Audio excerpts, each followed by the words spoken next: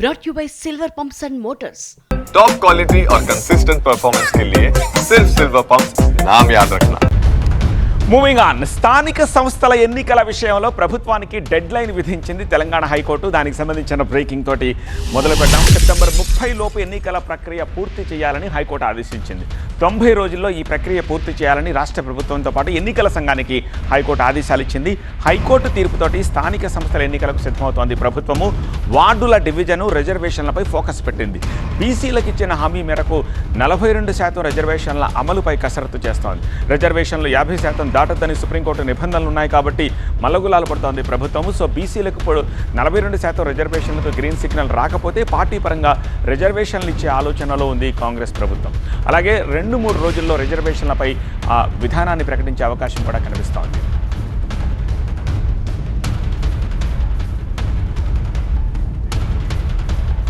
తెలంగాణలో 2024 ఫిబ్రవరి 1తోనే సర్పంచుల పదవీ కాలం ముగిసింది.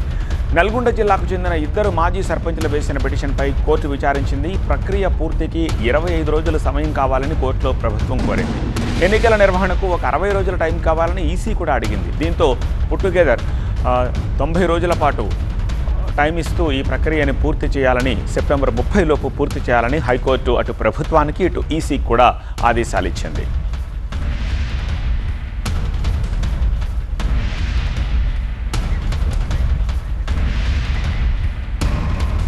దీనికి సంబంధించి మరింత సమాచారం అందించేందుకు మా ప్రతినిధి ప్రభాకర్ ప్రస్తుతం మనకు లైవ్లో సిద్ధున్నారు. ప్రభాకర్, గవర్నమెంట్ 25 డేస్ టైం అడిగింది, ప్రభుత్వం కోర్టు 30 రోజుల టైం ఇచ్చింది.